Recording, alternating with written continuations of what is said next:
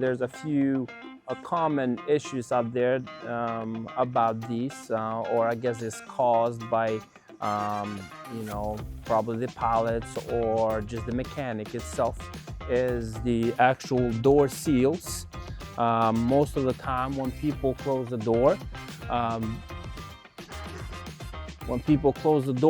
there's two hinges that come out, and this is what locks in the door.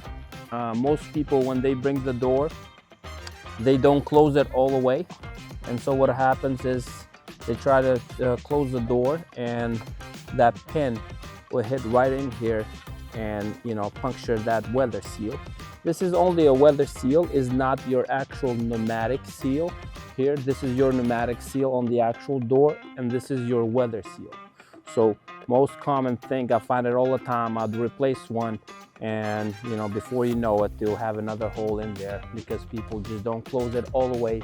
Make sure that it latches up, right? Make sure that this is there closed, and then you latch up the door.